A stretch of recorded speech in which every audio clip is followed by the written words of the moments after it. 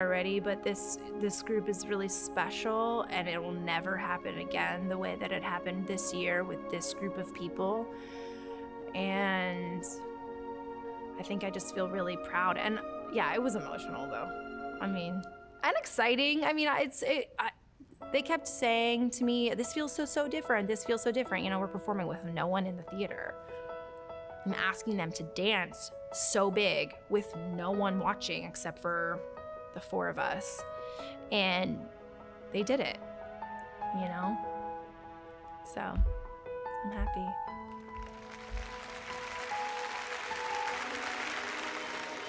You know, the curtain is closed and they took their final bows, and that was it. So watching them on stage was everything to me, because I didn't know if that would ever happen this year, and it was very emotional. I cried.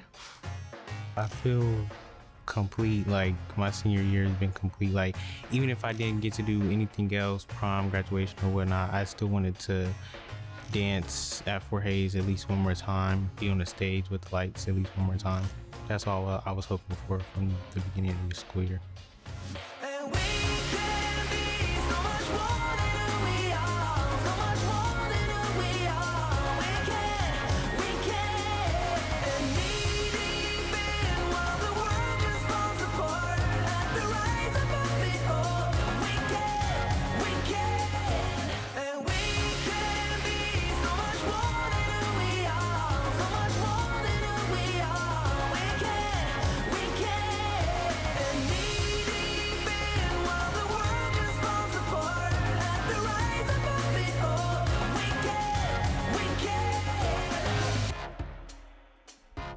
I'm really happy I got to do something. I really thought, I'm like, there's no way that I could. I'm mostly proud of myself for being able to like stick to something and like do good and like be around people who are also doing good. Dance sometimes is just made to look effortless. Like, you're not meant to see the pain. You're meant to see the beauty of it. So that's something as dancers that we pride ourselves on, of making it look effortless as much as we can.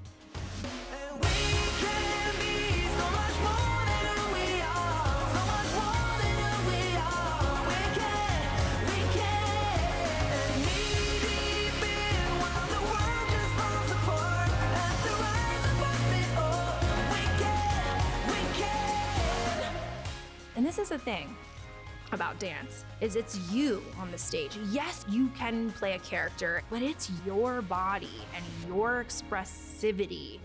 It takes a heck of a lot of vulnerability, and that's a big ask for young people. Even in the midst of a pandemic that we've never seen before, even in the midst of great tragedies that we have not seen before, the students at Fort Hays, the students in Columbus, the teachers, the staff, we all still rise up.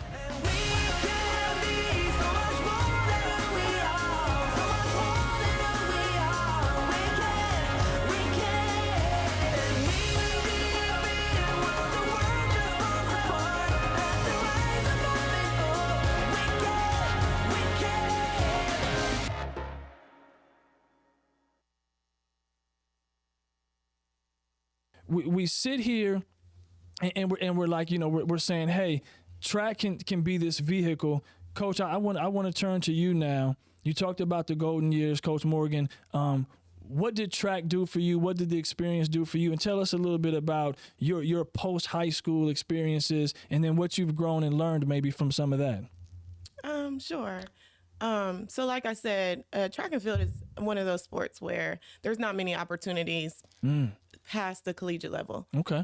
So making it to whatever college of your choice or whatever level of collegiate competition is kind of like your plateau, unless you're the Allison Felixes and Simon. Okay. Okay. Yeah. So I always kind of noticed that if track was the sport that I was going to try to excel in, that I needed a backup plan. So my focus was always academics first. Okay. And then using track as that vehicle to pay for school. Right, of course. Because I wasn't born in money. That's all right. Also, track, a lot of universities, if you're not at the top universities in the nation, then track also only gets partial scholarship. Okay. And then you have to prove your merit to get work up to a full scholarship. Okay. So I was able to go to school on half track, half academic scholarship. Nice. However, I seen it as my vehicle. I knew that I couldn't just go to college and major in just anything. I had to major in something that would, set me up for a promising future. Certainly. So track was that vehicle that I used to, I majored in computer science and engineering. Nice. And I was supposed to take 5 years, but I took 4 because even in collegiate sports, they pay for your summer school as well. Okay. So I stayed on campus and trained during the summer, but I also took courses to complete my coursework in 4 years rather than 5. Coach Anthony, you get to hang out with some special people, man. I don't know if you realize how phenomenal these two young women are. I don't want to steal her thunder yet. Hold on. I want to let her keep going. But I mean, wow, these are some phenomenal people you're getting to hang around. I'm sorry, go ahead. So you finished in 4. Yeah. And from there, your track. So not to mention engineering coupled with, track meets every weekend and lifting and practice and things like that. So lifting people when you participate in sports, lifting is part of it. You don't have to be a weightlifter. Getting stronger is part of it. Go ahead. So you're lifting, you're doing all these things. Yeah, I'm sorry. So you learn time management and things like that. It's just all kinds of skills that you cannot pay to learn. Certainly. So I That's always the beauty of sports. Encourage my girls to try to compete on the next level, even if they don't think they're the best. They don't think it of themselves. Right. I'm not even talking track anymore. I'm talking life. Yeah. You learn time management, how to prioritize. Certainly. Different things that you need to do. And so that's kind of what I mean by track being a vehicle. No, it wasn't my end all be all. I'm not in the Olympics. I did not have the talent to be in the Olympics, but I feel like track offered me things that I could not pay for in a college platform. You know what I mean? For life to vault. You know what I mean? A starting block, right? Even being here today. Come on, I got all sorts of puns like that, Kaden. A starting block, right? Yes, indeed. No, I think that's beautiful. Your journey. I'm blessed to hear it today, right? I'm honored to hear your experiences. You even gave me a lot to think about. Just because sometimes when you've been in this a long time, like coaching, I don't know coach's history. I'm 25 years in education in Columbus City, and every once in a while you need to be refreshed. What you've shared today has been very refreshing. I'll share that for you. Coach, I'm going to allow you to give some quick lasting thoughts. They're giving me the signal over there that says I got to start to get ready for outro, and you're going to say your lasting piece, but we always let the current, right? We always let our future get the final word. So you'll share something here, and then I'll turn it over here to Kaden before I do the outro. Okay, I'm going to get ready to get into my DJ voice right now so I can get it all in. I know I'm going to get the cut in a little bit. Yes, indeed. I can be loquacious too like her. Okay, what you said to Kim, I knew about Kim, about what she does and how good she was. I'm not surprised. I'm not surprised with anything. And I know there's even more that we don't know. Right. Also, too, the time management thing is bigger than the clock right here, too. You have to be, we teach them to be prepared. We want them to be disciplined. We want them to be focused, okay? And those are not just words that we put out there. That's what something you need to be, okay? Be that. And I just want to thank God for the opportunity to coach the young ladies. And I like to thank, God for their families too. Nice. God, family, and then what we do, that comes in third. There you go. I love it. All right, definitely comes in third. We're going to turn it to you, Kaden. You get the last words here today before I read the outro. That's perfectly fine with me. So I first want to say thank you to the coaches for everything. For the last 2 years that I had, they've been amazing. And thank you for the production that we're doing now. Nice, okay. And just want to say something to everyone that's listening now, or like the high schoolers that are listening now, like you mentioned earlier. Okay. If you start something, make sure you finish it, because 9 times out of 10, you're amazing at what you're doing. You just don't know. I love that. That's a great way for us to end today. Steadfast. Right? Steadfast is the energy for today. I'm going to read the outro. I got another look over there. They're nice looks, but there still was another look, right? So that can I just say, tell you what our theme song is? Certainly. We What know it is, theme songs. we call them my girls. My girl. We got sunshine on a Talking cloudy day. about my girl. Championship is in the month of May. There you go. Well, I love that right there. Hey, you know that I love that right there. We're gonna get to this outro here. That's all the time we have for today. Thank you for listening. Much respect to you all as our guests here this morning. Appreciate you being here. Be sure to catch all future episodes on radio WCBE 90.5. Also catch us on Spotify, Apple, or the platform you prefer to listen to your favorite podcast. Additionally, follow us on Instagram at City League Sports 614. I am your host, Vince Clarino. This is City League Sports, and we are out.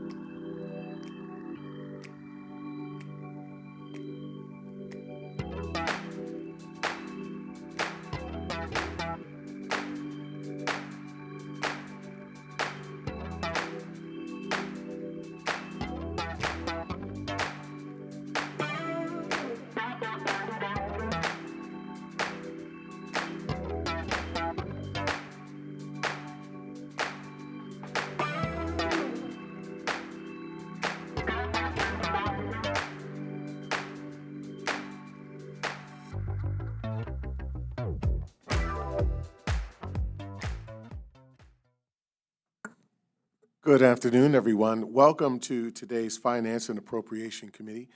Today is Wednesday, June 14th, 2023. Thank you all for being here this evening. We have a fairly full agenda this afternoon, but one that's going to be very, very informative. I look forward to it. But let's get started, if we can, with a call to order and establishment of quorum. President Adair. Present. Board Member Brown. Chair Cole. Present. Mr. Green. Ms. Johnson. Mr. Jordan. Mr. Miller. Present. Pardon me?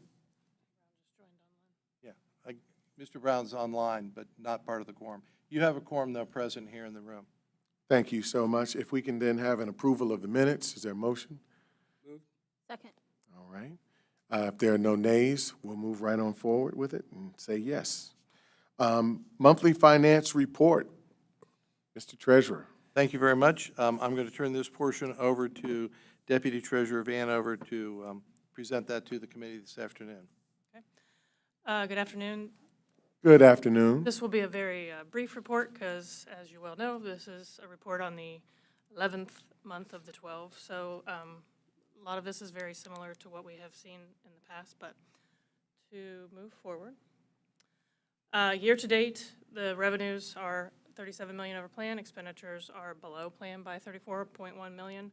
For the month of May, revenues were 19.6 over plan, and expenditures were $3.4 million under plan, bringing the cash balance at the end of the month of May to $64.5 million above plan, or $384.5 million.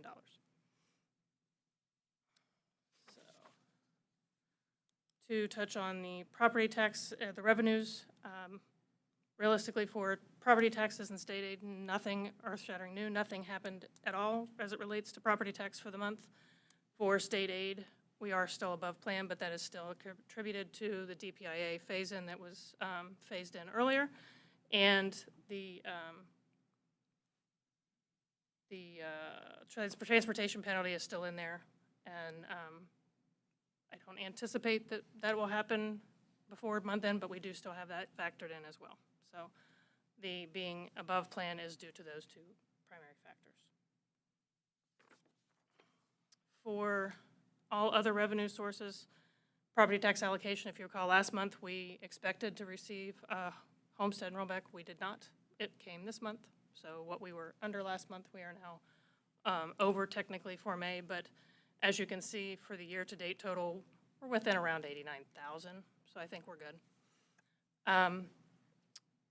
One thing to note with regards to the other locals, which we get more into detail on here, again, we have all of the tuition, interest, pilots, those types of things. So none of that has changed tremendously, but we do anticipate next month receiving, or well, this month, I guess, but it'll be the next month's report, the 4.1 in Medicaid reimbursement and $8 million from the indirect cost adjustment that was made for ESSER.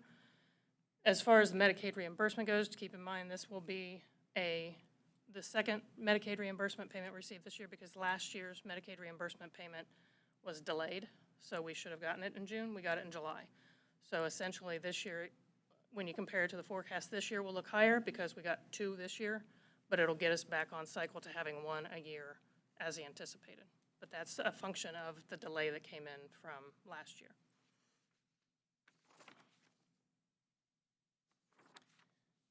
As far as expenditures go, we again are $3.4 million above plan for the month, taking the year-to-date variance to below plan by $27.5 million, which is around 3.5%. As we expected, we are seeing monthly increases over the plan for the last couple of months, which will bring us more in line and on target with what our 5-year forecast estimate was for the end of the year. So for personnel and benefits, each came in around $1 million above plan, which again gets us more in line with where we expect to be at fiscal year end. So personal services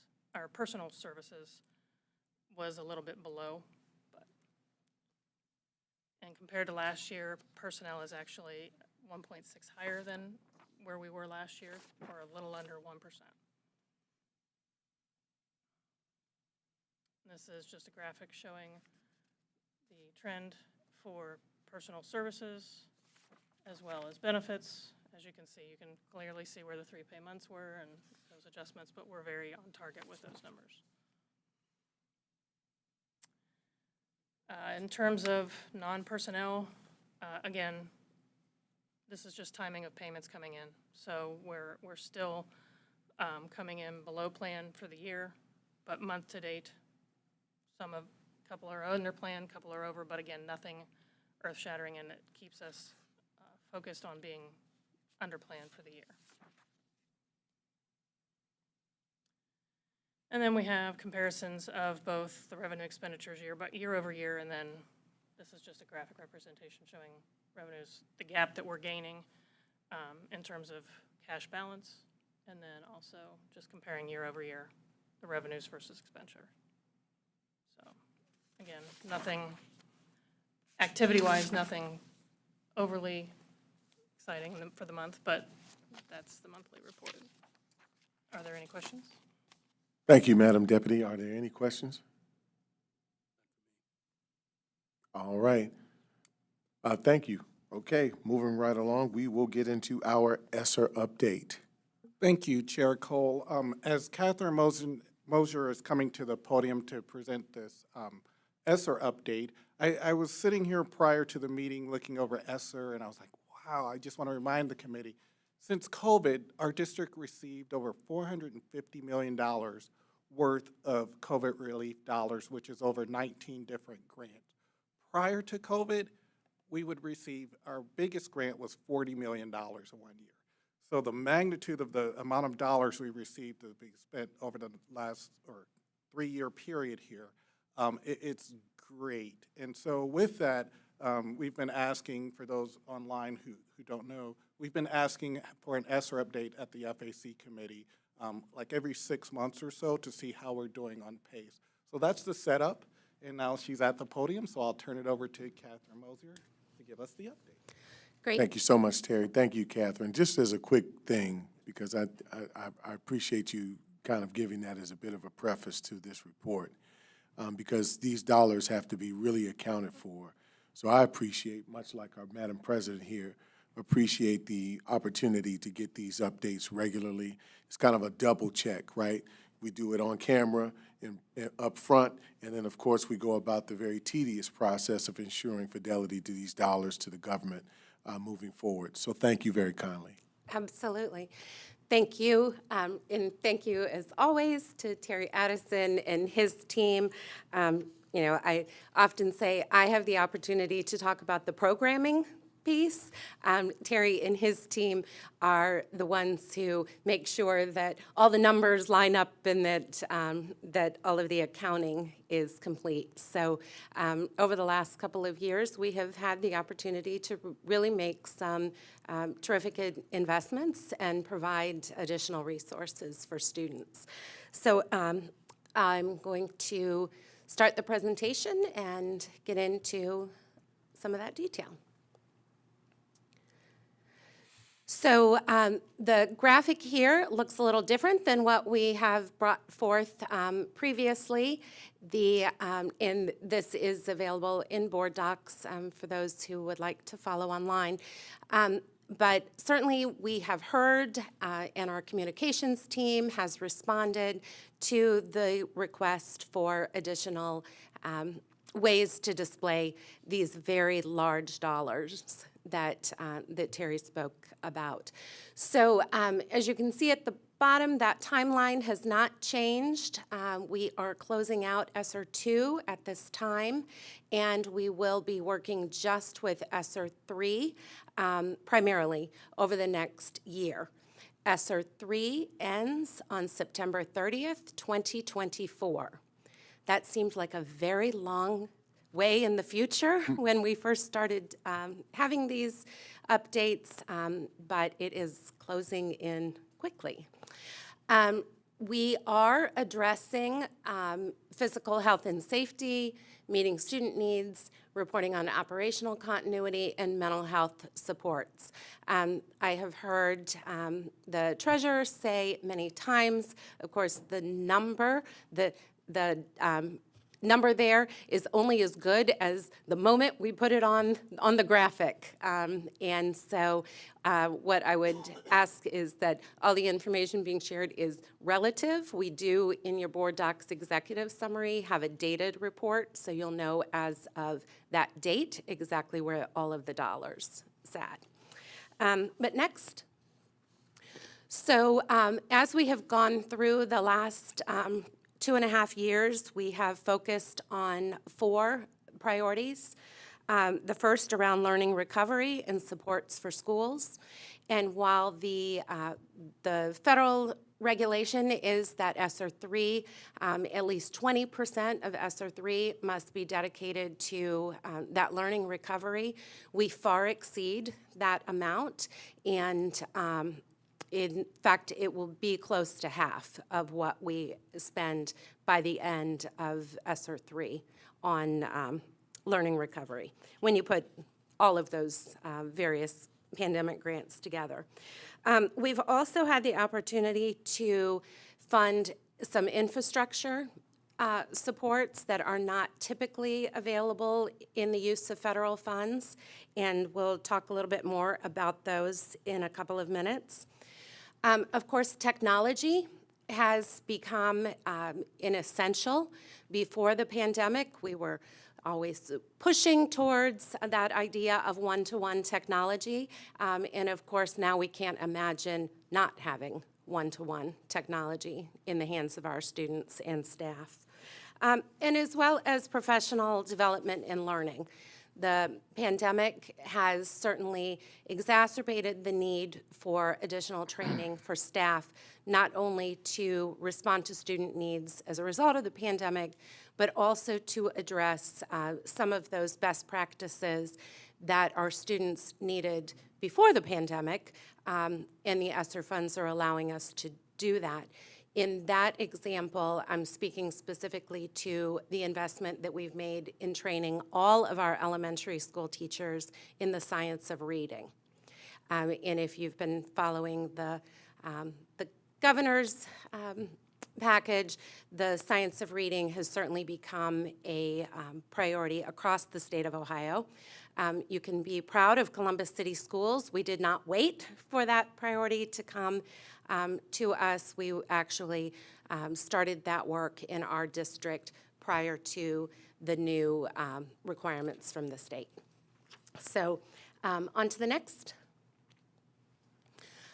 Again, all of our funds have been allocated such that they help us respond, prepare, or provide services directly related or exacerbated by the pandemic. And so in that first column, I'll take you back in time. As you remember, when we first had to shut down schools, and then did have staff who were remaining on site with plexiglass, hand sanitizer, masks. You remember those days. In fact, we came into this room with masks and sanitizer and plexiglass to begin to return for in-person instruction and certainly work of the district.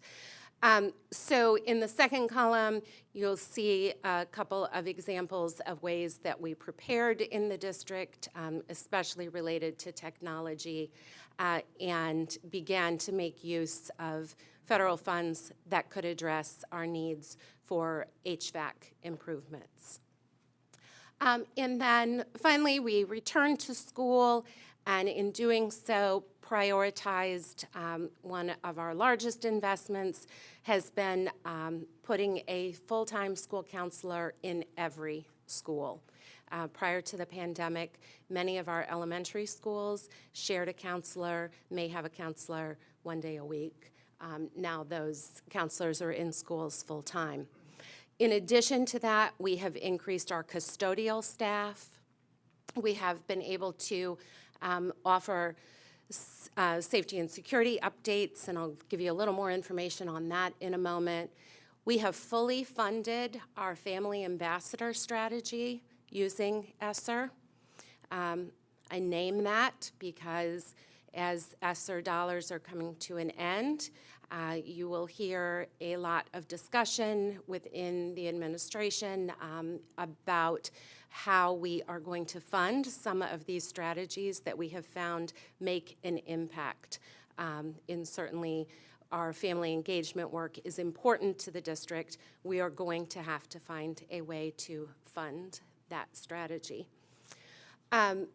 To address the gaps in learning that students experienced, we have had a more robust student learning experience for the summer, the last couple of years. And in fact, this year, every high school is offering a program for students. In the past, that might have been 5 or 6 high school sites. This year, to address gaps, we certainly have programming for elementary and middle, but that high school programming has been expanded. In addition, we have supported families in their need to respond to the disadvantages that the pandemic put in place in many households. And the district has covered the cost of caps and gowns and diploma covers. That's another area that we will need to address in the coming year. Families have certainly appreciated the opportunity to be provided that senior cap, gown, and diploma cover, but I want to begin in these meetings to name for you some of the investments that we're going to have to find another fund source for. Next. So as we really focus on ESSER 3, you are going to hear a lot of updates in the coming months in our capital expense space, and the next couple of slides are going to give you some details there. Next. So as you drive around the city this summer, you will see your ESSER dollars at work, if you will, especially in HVAC updates. By the end of next summer, we will have addressed air conditioning in all of our district schools. The ones that you see on the screen are those that will have intensive work happening this summer. Next. You will also see work happening at these schools this summer, especially related to installing or upgrading their security vestibule. So additional capital improvement work that is not typically allowable under a federal grant. Next. So our middle schools are getting some love this summer. Dominion Middle School and World Language Middle School had cafeteria and library upgrades last year, but all of our other middle schools will receive new cafeteria furniture. If you have been in any of our schools lately, you remember the old days of the long table, and you tried to arrange with your friend which table you were going to get to so somebody could save you a spot at that very long table. The students gave capital improvements a great deal of input about what they would like to see in their lunchrooms, and some of the pictures on the screen give you that example. It's much more flexible seating, allowing for that that social exchange that especially our middle schoolers appreciate at the lunchtime. The great thing about that furniture is that it is flexible seating, can easily be moved from place to place, and will allow us to really present a different environment for our middle schoolers when they return in August. And the last capital improvement that we wanted to talk about, again, as you go through town, you may see work happening at these schools, specifically addressing their outdoor learning environment with playground equipment. Next. So I did just want to address some information and make sure that we are all clear that as part of recent work happening in Washington, there are some pandemic-related funds that essentially are being clawed back, if you will.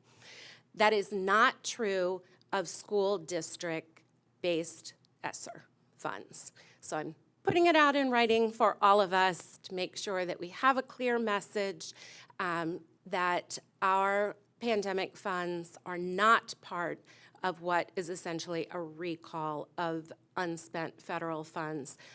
As you can see, it says those recessions affect the funds that remain unobligated at the federal level only. So we will continue about our plan and understand that that firm ESSER 3 deadline is September 30, 2024. And one last slide at the end. So I did want to address a question that we receive from time to time, and that's really related to what our largest investments have been. So as we said at the beginning, Terry and his team are helping collect all of the reporting for ESSER 2. So I don't have that finalized today. But in ESSER 1, our highest expenditures were those activities that were needed to address the needs of low-income students, English learners, students experiencing homelessness, to implement robust summer learning, and to offer those health and safety materials that were necessary to coordinate preparedness to return for in-person instruction. And with that, I will close, certainly open to any questions at this time. Thank you, Catherine Mosier. I always want to call you Dr. Mosier. I'm just naming it and claiming it for you. But regardless, I thank you for this presentation. Are there any questions at this point in time? Just a comment. I think that these new ESSER materials look great. I think it helps the community understand what and how we're spending it, and also how we're spending it down. So thank you for this, and thank you for your continued work. Absolutely. Thank you. And I have to give all the credit on those graphics to the communications team. They have been terrific about responding. And we're looking forward to increasing our communication about what we have not only spent our funds on, but the return on that investment. Thank you. I see you, Board Member Brown. I believe you have a question. Yes. Yes. Catherine, just wanted to ask, with respect to the ESSER 3 funds, are there any funds that have not been already spent or encumbered or committed? So there are certainly funds that have not yet been spent. Right. When you see just the summer work, that work has been approved, it's been started, but certainly the work has not been completed, and therefore the contractors have not yet invoiced for that work. Right.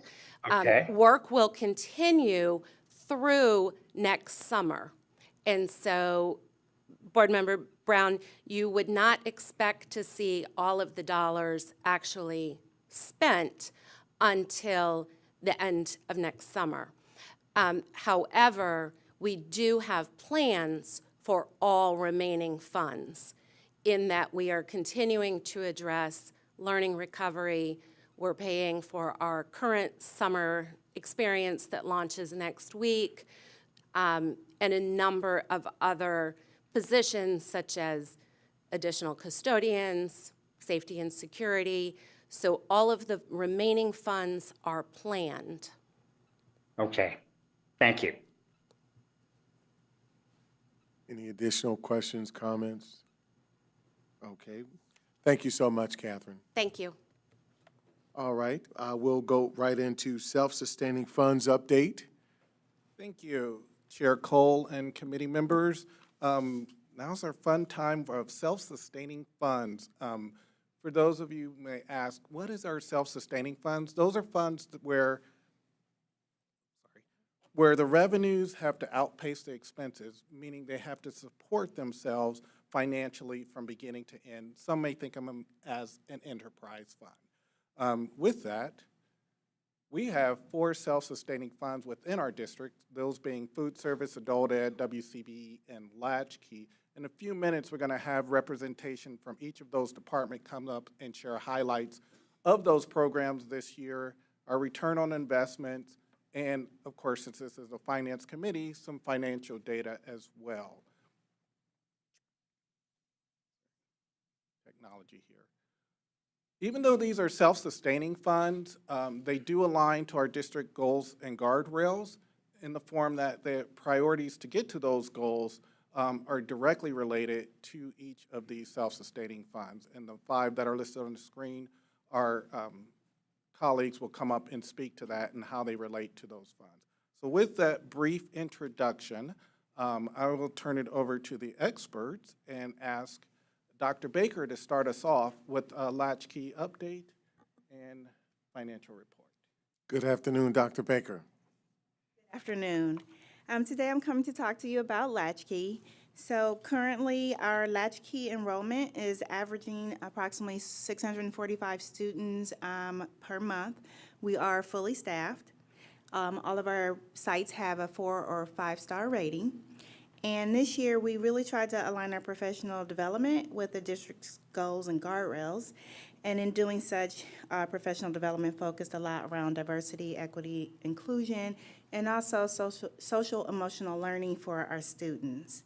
And so when we were trying to measure our return on investment regarding those areas, we looked at 2 areas. We looked at attendance and we looked at discipline. And we found that when we look at chronic absenteeism rate for the students who participate in latchkey, it is approximately 17%, and then our suspensions of those students is less than 1%. And compared to their other K-8 counterparts who have greater than 50% in terms of absenteeism, and suspension rate is approximately 14%. So I would say that the professional development that we're doing with those staff members are positively impacting the students. They're wanting to come to school, and while they're in school, they have supports in place to make them successful. Next, we can look at the finances. So as you can see, over the last 3 years, the expenditures have consistently been around $1.9 million, and they have been greater than the revenue. We were able to use ESSER funds in 2022 to leverage that. However, this year we did not use ESSER funds, and we still, you can see here, our expenditures were 1.9. But we still are looking at having approximately $162,000 in a cash balance, which is in the positive. And one of the things that I also would like to highlight is that we, on May 16th, the board passed the legislation to allow us to increase the funds, and those funds, that increase will allow us to maintain a cash balance, and that should take us through the next 3 years. Thank you, Dr. Baker. At the end, we'll have an opportunity to ask questions for everyone. So for the presentation, we'll just kind of roll through it real fast here. Okay, thank you. Thank you, Doctor. Next up, we have food service and Maurice Oldham. Good afternoon, Mr. Oldham. Good afternoon, everyone. I'm filling in for Joe Brown. Food service, one of the departments falls within operations. Do you have a black belt, sir? I'm working on it. So again, thank you for the opportunity to be before you today. We in food service understand that a well-nourished student is very important to the learning environment. This school year, we transitioned back to our regular food service model. And that being said, we was able to collaborate with our students. We did surveys. Whenever we have food changes, we would also give tests, tasting, to engage our students in our models. That being said, our participation rate for breakfast this particular year was 49.6%. Our participation for lunch was 73.7%. These numbers are in line with our pre-pandemic numbers for our food service participation. As we continue to move forward, we continue those programs and continue to try to increase our participation with food service to help the outcomes of student learning. Next slide you see here, before you see over a 4-year period, it shows you our financial model. This particular FY23, we anticipate an increase of our cash balance. Although our expenses increase throughout the year, we still anticipate an increase of our cash balance by the end of the close of the school year. Thank you. Thank you, Mr. Odom. Thank you, sir. Next, we have a representative, Jim Reese from our Adult Ed Department. Good afternoon, Mr. Reese. Good afternoon. Adult education is not new in Columbus, as the Common School Directors, which is now referred to as the Board of Education, back in 1827 offered classes for adults seeking learning and self-improvement. Now, up to the current date, the first program I talked about is this Serve Safe program for food service workers. This is a training and certification called Serve Safe Manager, and it's in cooperation with the Columbus School Employees Association, OPSE, and the Columbus City Schools Adult and Community Education Department. And we're providing training. It's a 12-hour course, and right now there's 36 individuals who are enrolled in that particular program. And they're for food service helpers, cooks, and dietitians, and it's for them to be able to achieve this these certification and serve safe as a manager. In addition, we have a paraprofessional assessment program that is designed in cooperation with the Department of Human Resources. And it's for individuals who want to become an instructional assistant. They have to pass an examination. And we're working with Human Resources on identifying new hires, that this would be a condition of their employment. It's also for current employees who want to become instructional assistants, and they have to pass this particular test, the Parapro test. Right now, we have 2 sessions scheduled, and there's 30 individuals who have signed up for those courses. We're currently in the planning stages of a MSSC Certified Production Technician. That's a certification that has been approved by the Manufacturing Skills Standards Council. We're working with Worthington Industries, and also with our adult diploma program through the Ohio Department of Higher Education.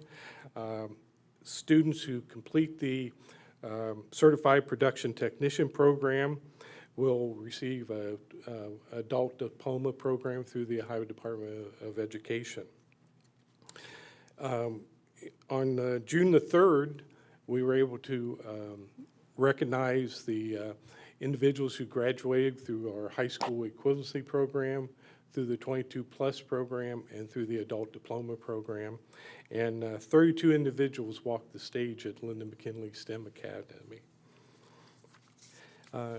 In addition, many of you probably know we do have a practical nursing program. It's been around since 1952. From 2012 to 2021, the graduates of our practical nursing program, for the graduates, 87.3% of those individuals pass the NCLEX examination, which allows them to become a licensed practical nurse. In addition, last year we met the Ohio Department of Higher Education's performance target with a 98.08% placement rate for our program completers, so we're really happy about that. And one final notice is we have Ed2Go online courses. Last year we offered it in conjunction with classified employees. Since 2006, we had over 2,000 individuals enrolled in our online courses, and we also offer career training programs in online, and last year we had 22 individuals who were enrolled in that class. In those courses, 11 of them completed. This time I'll talk about the budget that's on the screen. The revenue is a little bit lower from the previous years because we did not have the HERF funds, which was awarded us because of the lost revenue due to low enrollments. Now the enrollments are increasing. Plus, we haven't had a tuition increase since 2018, and we're going to have a tuition increase this year, but that the increase will be very similar to what the raises have been over the last 5 years, plus the Pell Grants have increased a significant, a similar amount. The expenditures are a little bit higher than normal because we invested over $200,000 for air conditioning for our multi-purpose room. That enables us to use that as a learning center 12 months a year instead of just 9. We started a new heating, ventilating, air conditioning, and refrigeration program and a nurse aid program at Fort Hays Career Center. And also we have to accommodate the salary increases and fringe benefits and that. Our cash balance is projected to be around $600,000, and for next fiscal year it should be increase a little bit as well. So at this time, I welcome. Oh. And over both. No, thank you so much, Jim. That's Okay. awesome. Thank Thank you. you, Mr. Reese. And last but not least, we have Greg Mobus. Yep, there he is. Representing WCBE. Did you come with hats this time again? I did not. I'll bring coffee mugs next time. All right. Jazz Sunday coffee mugs. Good afternoon. Good afternoon. WCBE is empowering students with real-life professional working experiences. Recently, WCBE worked with 12 students in Ryan Van Bibber's audio production program and provided them with instruction in audio production, mixing, journalism, and marketing. As a part of her training through Music Columbus's Earn As You Learn program, a WCBE intern recently wrote and recorded a story on lobbying efforts at the Ohio State House. This story is accessible on the student media page at wcbe.org if you're interested. Our intern also participated in WCBE's Spring Fund Drive by creating on-air messaging to help WCBE reach its fundraising goals. Following the pandemic, production has resumed with We Amplify Voices. And that's a weekly feature spotlighting students who attend the We Amplify Voices songwriting workshop and write, perform, and produce their own compositions. The We Amplify Voices Songs of the Week are heard on WCBE Tuesdays at 3 p.m. and 8 p.m. Recent productions featured students from Buckeye and Wedgwood Middle Schools. City League Sports, a weekly show hosted by Dr. Vince Clarno, Director of Student Activities, discusses the achievements of standout athletes from the district, both past and present. Partnerships with schools and other stakeholders will give students the opportunity to get hands-on experience while in school at CCS. For instance, the Columbus Symphony Orchestra is working with current and former mayors of Columbus to build a new music hall next to COSI. Unified Arts Supervisor Dr. Betty Hill is a member of the committee coordinating the connection of fiber from Fort Hays through City Hall CTV to the new music hall, so students can control video cameras at the new hall remotely from the Performing Arts Building at Fort Hays. Students will also be able to record video of WCBE's Live from Studio A music and interview sessions featuring local, national, and international artists. In association with the Columbus Dispatch Journalists and Training Boot Camp, WCBE has provided student participants with professional tech support and directive. The creation of a new WCBE Public Affairs program in conjunction with the City of Columbus will feature students discussing current topics. One of the students who participated in the Dispatch Boot Camp program has expressed an interest in becoming the show's co-host. WCBE aligns with the Board of Education's goals and guardrails via a collaboration between Dr. Betty Hill and the WCBE Media Tech Team by providing professional tech support for a multimedia pathway curriculum. Beechcroft Broadcast Media is using a curriculum now, and 2 additional lessons will be written this summer, with those lessons to be implemented this fall. The WCBE Multimedia team looks forward to our continued support of CCS students by providing real-world work experiences for students interested in the multimedia pathway. Additionally, the team will create student social media content with WCBE staff support and provide web space on wcbe.org, highlighting student work, including bands, podcasts, and art. There is an ongoing collaboration with WAPS in Akron, a non-commercial radio station licensed by Akron Public Schools. General Manager Tommy Bruno and the WAPS staff provide valuable insight and guidance as to the successful, sustainable operation of a district-licensed public radio station. I invite all board members to tour WCBE to gain insight into current station operations.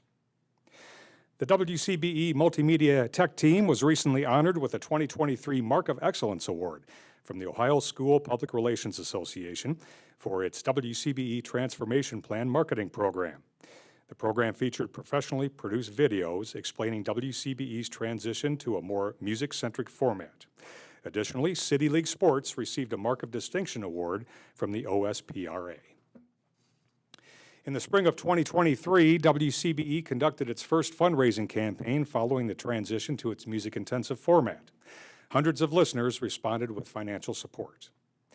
Fundraising initiatives moving forward, including the annual Fall Fund Drive in September, Giving Tuesday in November, WCBE's annual Fresh Cut Food Drive to benefit the Mid-Ohio Food Collective in December, in addition to continuous on-air messaging and incentives to encourage listeners and members to support WCBE. And the next slide, please. Thank you. WCBE is still early in the transition process of becoming a more sustainable operation. Presently, we do anticipate a general fund transfer this year. The district has received a return on investment by receiving $14,000 of free public service airtime on WCBE, promoting district job opportunities, career fairs, job fairs, the 2023 Media Arts Fest, and the Gift of Music Instrument Collection Drive. By replacing expensive long-form network news programming with locally produced music and information programs, WCBE has decreased operating costs by 70% since 2022. WCBE anticipates revenue of $228,000 this month due to membership, underwriting, Columbus City Council funding for the new public affairs program, and WCBE's annual Corporation for Public Broadcasting Community Service Grant Award. Moving forward, WCBE anticipates an additional expense reduction of $200,000 through fiscal year 24's CPB Community Service Grant Award and additional program cuts. In conclusion, WCBE's transformation as a sustainable, strong community partner is on track.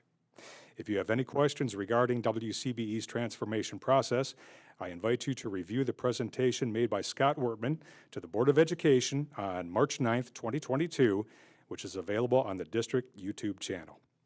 Thank you so much for your time today. Thank you, sir. Thank you. Thank you, Mr. Mobus. In conclusion, Chair Cole and committee members, as you can see, with our self-sustaining funds, there are many accomplishments that each of them are accomplishing this past year and expected to in the future. And the big thing here is that they're self-sustaining funds too. So they're making sure that they can keep pace with their expenses. With that, all of them are still here. If there are any specific questions or comments, we would be glad to entertain them at this time. Thank you, good sir. I will open the floor for any questions at this point in time or comments. None. I just have a very, maybe a couple things, just very short. One, I want to definitely, for WCBE, say thank you to you all for a couple of things. The first is really incorporating students. This has been something that has been very much a vision of ours for this board and boards previous to this, to answer the question of how do we build sustainability, but do it in a way that is inclusive of our children.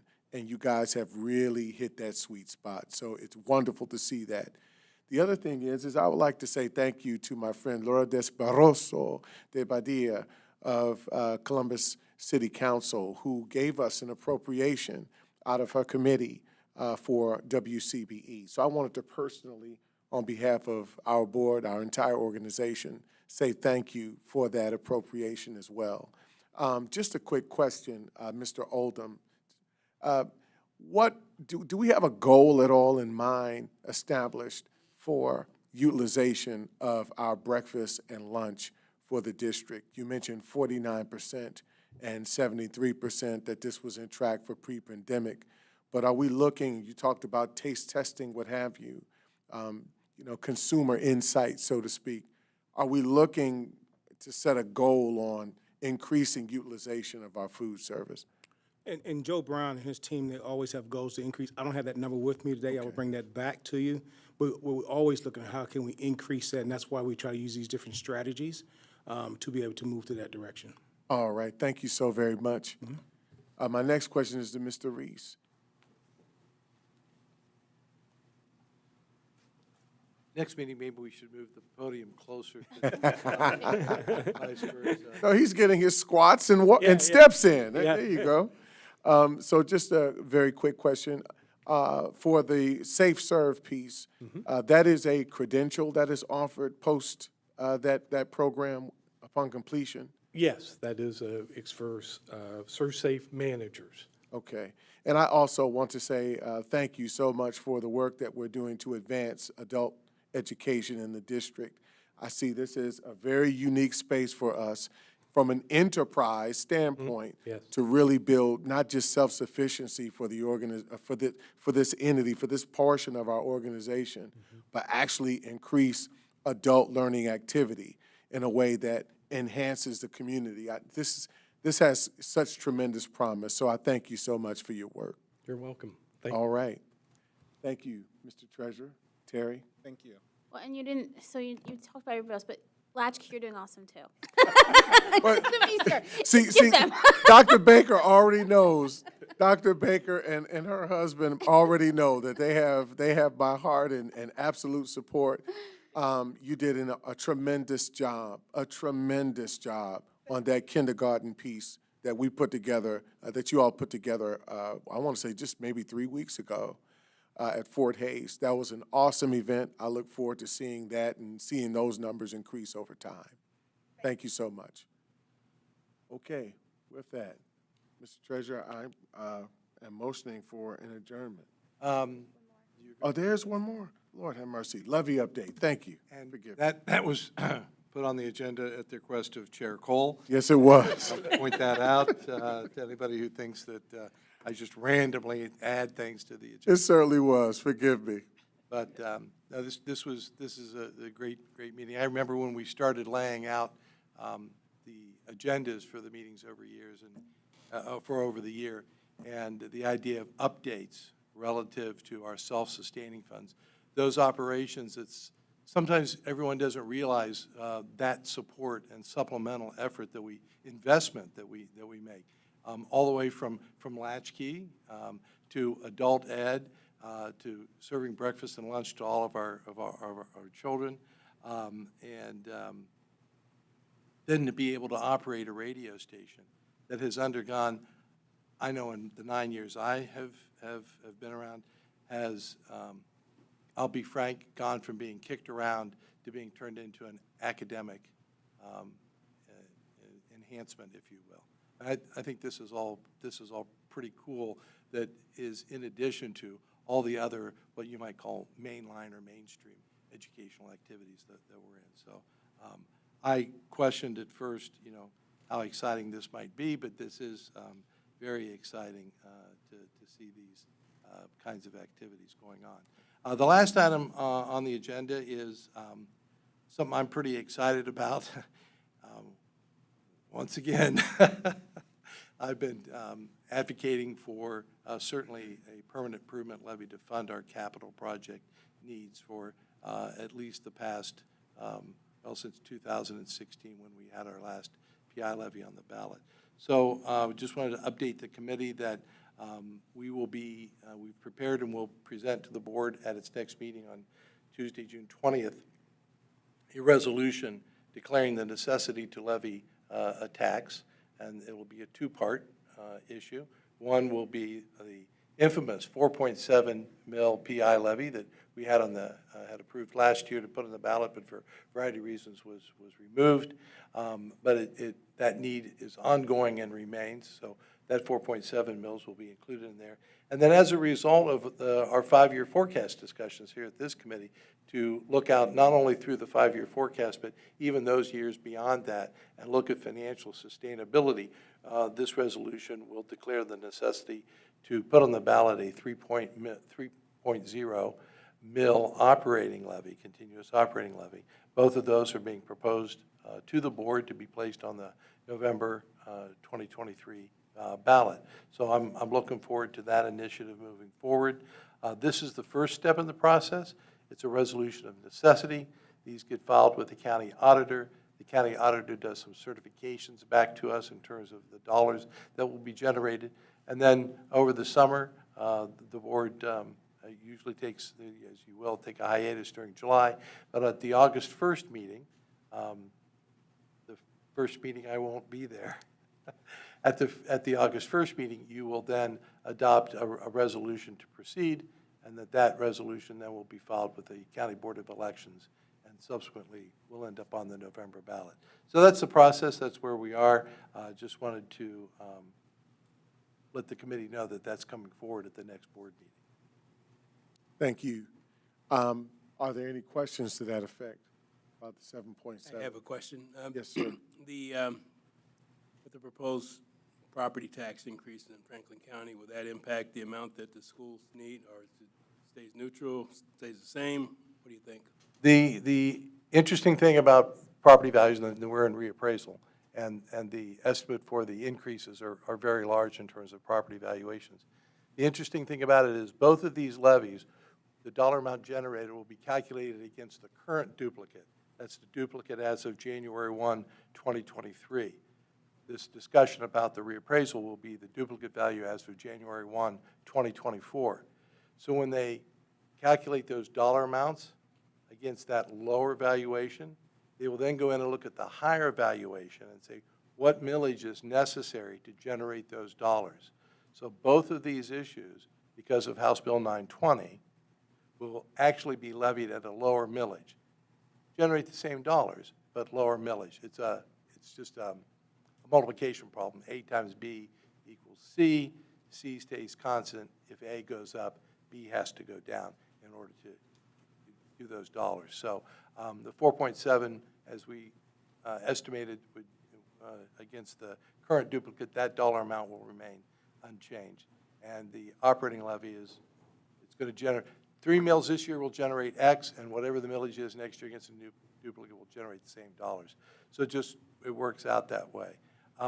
And for an individual's property tax bill, it's a neutral calculation, except for the, I think it's 4.5 mils inside millage that does not get rolled back. So for those folks who see your valuation go up, your bill's going to go up by that 4.5 mil inside for us. There's a total of 10 mills inside. The remaining other millage other than our 4.5 goes to other entities, the city, the county, libraries, et cetera. It's distributed. But that's the only property tax bill increase that they'll see, other than the new voted millage, clearly. But that calculation will be, it's not crystal clear to everyone how that works, but that's what's going to happen. Valuation will go up, they'll roll the millage back, generate the same dollars that they would against the current duplicate. Thank you. Any additional questions? Okay. Before we close out, today, this meeting is a very special one, one where I am, certainly excited to celebrate a sunrise opportunity for my current treasurer, Mr. Stanley Bahoric, but also a very sad sunset for Columbus City Schools. This is the last FAC meeting that Mr. Bahoric will serve as the treasurer for Columbus City Schools and be heading for this committee with me. There's more to come and more to be stated, but I definitely want to say here that you have served as a tremendous asset, not just to this small but august committee. You have served as a tremendous asset to Columbus City Schools in your years of service and your tenure, and also to this city. I've seen you in many rooms. I've seen you advocate on our behalf, whether it was something that was needed to be done or whether it was something that was unpopular to be done. I'd make an example of that right now with a court case that you're actually on and a part of, an advocacy of this district and of this city. You are a man of great wisdom, great knowledge, great courage, strong, strong faith, and I truly admire you and admire your work. I've learned so much as a result in my role by serving with you, and you will be missed. And you better keep in touch with me, man. You better. Yeah, you better make sure you just call me on a regular. It doesn't matter. Just call me to say hello out of the blue. But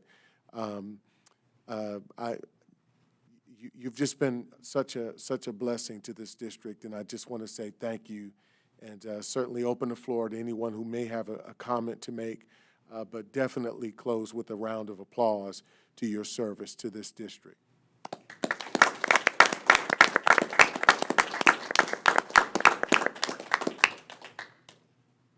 Well, it's been a very interesting 9 years. I can remember when the opportunity arose. We can all either give credit to or blame my wife. I remember her saying, "Oh, you'd be perfect for that."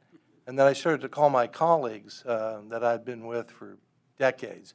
And most of them said, "Oh, have you lost your mind?"